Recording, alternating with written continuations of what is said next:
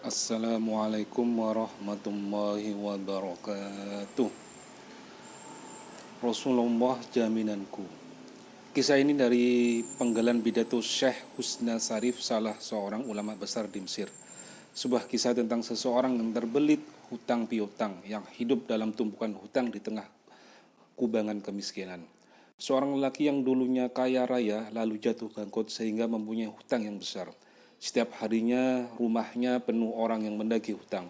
Hingga pada suatu hari ia pergi ke tempat salah seorang saudagar kaya. Sudah bukan cerita baru kedatangannya untuk meminjam uang pula. Ia meminjam uang sebanyak 500 dinar. Saking terkenalnya orang ini banyak hutang sampai-sampai saudagar ini bertanya, kira-kira kapan Anda akan lunasi pinjaman ini? Minggu depan Tuan, jawabnya singkat. Pada akhirnya ia pulang dengan 500 dinar di genggamannya. Jumlah segitu ia bayarkan kepada orang-orang yang setiap hari datang menagih hutang dan dari 500 dinar yang ia peroleh, ia tidak mendapatkan sisa sama sekali. Hari demi hari ia bertambah sulit dan terpuruk kondisi ekonominya. Hingga tempo pembayaran hutangnya pun telah tiba. Saudagar itu pun mendatangi rumah si miskin itu dan mengatakan tempo hutang Anda telah tiba. Si miskin dengan suara lirih menjawab, demi Allah saya sedang tidak punya apa-apa. Saudagar merasa geram kepada si miskin, mengadukannya ke pengadilan dan membawanya ke hakim. Setibanya di pengadilan, si hakim bertanya, mengapa Anda tidak membayar hutang Anda? Lagi-lagi si miskin menjawab, demi Allah saya tidak punya apa-apa Tuan. Karena merasa ini adalah kesalahan si miskin, maka hakim memvonisnya dengan hukuman penjara sampai ia melunasi hutangnya.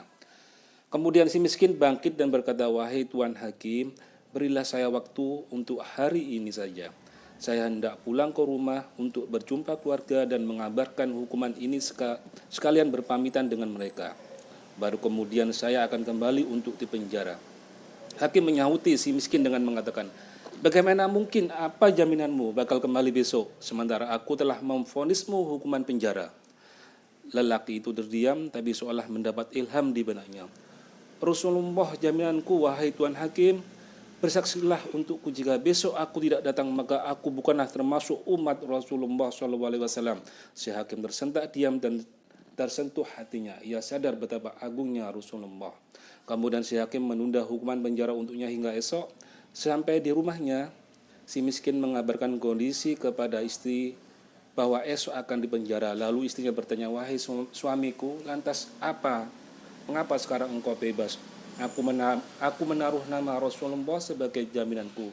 Begitu jawab suaminya. Mata istrinya pun berkaca-kaca dan air matanya menetes sembari berkata pada suaminya, selama Rasulullah masih menjadi jamin bagimu, maka mari kita bersolawat. Dan mereka pun bersolawat kepada Rasulullah SAW. Sampai akhirnya mereka tertidur dan dalam tidurnya mereka mimpi melihat Rasulullah SAW. Rasulullah memanggil si miskin itu, hai fulan, jika besok telah terbit fajar maka pergilah ke tempat ulama fulan dan sampaikan kepadanya bahwa aku menitipkan salam untuknya dan suruh ia menyelesaikan hutang piutangmu. Jika ulama itu tidak percaya, sampaikan dua bukti ini. Kemudian si miskin itu bertanya, apa dua bukti itu wahai Rasulullah? Rasul menjawab, katakan padanya bahwa di malam pertama ia sudah membaca sholawat untukku 1000 kali. Dan di malam terakhir dia telah ragu dalam jumlah bilangan sholawat yang dibacanya. Sampaikan padanya bahwa ia telah menyempurnakan sholawatnya. Seketika itu miskin terbangun dan pada pagi harinya ia pergi menuju si ulama fulan dan berjumpa dengannya. Tanpa buang waktu si miskin menyampaikan apa yang ia lihat dalam mimpinya. Wahai Tuan Ulama, Rasulullah telah menitipkan salam untuk Anda dan meminta Anda agar menyelesaikan hutang piutangku. Sang ulama bertanya, apa bukti dari kebenaran mimpimu itu tentang yang Anda sampaikan? Si miskin itu menyampaikan kedua bukti sebagaimana yang dikatakan Rasulullah SAW dalam mimpinya. Di malam pertama Anda telah bersalawat kepada Rasulullah SAW sebanyak 1000 kali. Dan di malam terakhir Anda telah ragu dengan jumlah bilangan sholawat yang Anda telah baca. Rasulullah mengatakan bahwa hitungan sholawat Anda telah sempurna dan sholawat Anda telah diterima oleh Rasulullah SAW. Mendengar hal itu spontan ulama itu menangis karena berita gembira sholawatnya diterima Rasulullah SAW. Ulama tersebut memberi uang 500 dinar dari Baitul Mal untuk melunasi hutang si miskin. Dan 2.500 dari harta pribadinya untuk si miskin sebagai tanda terima kasih atas berita gembira yang disampaikan. Tidak berapa lama kemudian si miskin bergegas pergi ke hakim untuk menyelesaikan perkaranya.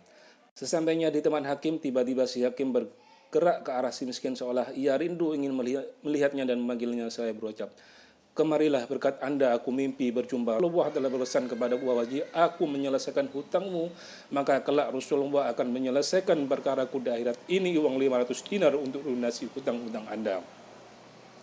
Belum sampai selesai dia bicara, tiba-tiba pintu ada yang mengetuk. Ketika dibuka ternyata saudagar penagih hutang yang datang. Dia langsung memeluk si miskin dan menciumnya sembari berucap, "Berkat Anda saya mimpi berjumpa Rasulullah SAW. Beliau berkata padaku, jika aku merelakan hutangmu maka kelak di hari kiamat Rasulullah akan merelakan segala tanggunganku. Dan ini uang 500 dinar hadiah untuk Anda dan hutang Anda lunas." Subhanallah. Kisah ini adalah sekelumit bukti bahwa Rasulullah SAW memperhatikan urusan umatnya. Sholawat menghilangkan kegundahan dan keresahan bahkan bencana semata-mata karena beliaulah sumber rahmat bagi umatnya. Allahumma sholli wa sallim ala sayyidina Allahumma sholli wa sallim ala sayyidina Muhammad. Sekian, assalamualaikum warahmatullahi wabarakatuh.